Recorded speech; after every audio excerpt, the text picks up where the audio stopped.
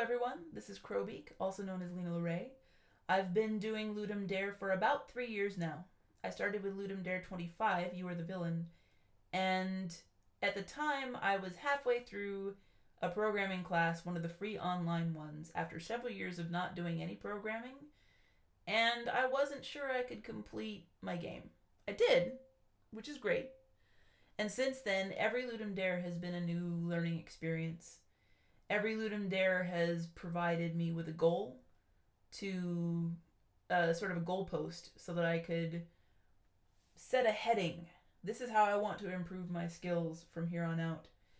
As of about a week ago, if I understand the time this video will go live correctly, I also released my first post-compo game that we're asking people for money for. I didn't make it by myself. Made it with Eniko Yuzuki, and for the original Ludum Dare version, Woof as well. And I think the biggest thing I've learned over the course of working on this post-compo version is that Ludum Dare is real game dev. You're doing it in 2 or 3 days, depending on whether you're part of the compo or the jam, but all of the skills that you use to complete a game in 2 or 3 days are the same skills you need to complete a game on a larger time scale as well. Over the course of the past 8 months, we've taken that original prototype we made and we've iterated on it. We've added to it. We've had problems that had to be solved, and it's all basically the same sorts of things that you have in the 48 or 72 hours of Ludum Dare or other game jams, I assume as well. That all I've done is Ludum Dare, but I mean that's just a general game jam thing. The last couple of weeks before release were extra stressful. It was a different experience from Ludum Dare because when you're trying to polish something up well enough that you're willing to ask people to give you money for it, there are quality assurance things that you have to do. There's also, like, the day before we released the game, we decided we had to take one level out because it was way too hard, but it was a boss level, so it had to be replaced. That was the only boss level of the 4 that did not take me multiple days to complete, and so that was personally incredibly stressful. I had less than 24 hours.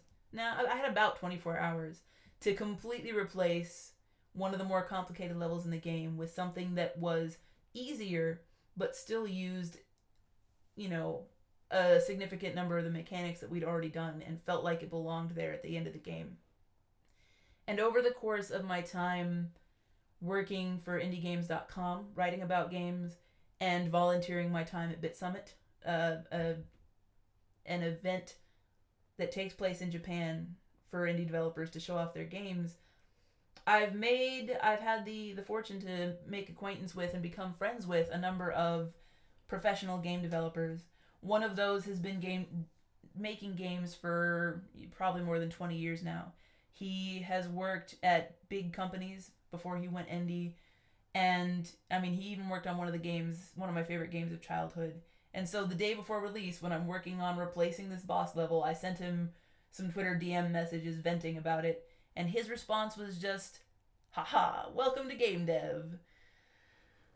So, I mean, that just reinforced this feeling I had that Ludum Dare is real game dev. The stresses and the joys, the ups and the downs, the struggles that you experience over the 2 or 3 days of doing Ludum Dare are the same kind of things that you experience on an 8-month scale and on a 2 or 3 year scale. It is all the same thing. And so if you're interested in being a software developer of any kind, or a game developer specifically, or if you're interested in one of those, then this is definitely an applicable experience towards those goals. If you are not interested in becoming one of those things and being a professional software game developer, or if you already are a professional software game developer and just want to stretch your brain, do something creative, have fun making a fun experience for people to play with, that is also awesome. Not trying to put that down in any way, but you can still take that as a learning experience. you can still think of yourself as being a problem solver and using the skills you have to solve problems. So Ludum Dare is about making games. It's about having fun making games, making fun for people to, making fun things for people to interact with. But I believe it is also a personally enriching experience, and I hope that everyone involved in Ludum Dare will also take it as a personally enriching experience. If you're on the fence about whether to do it or not, yes, do it. Go watch that Shia LaBeouf video, the Just Do It thing, where he looks like he's getting really pumped. If I had the ability to like edit video with green screen, I'd have him like right here, right now, just yelling at you, just do it. But yeah, if you're on the fence, do it. If you've done it before, congrats.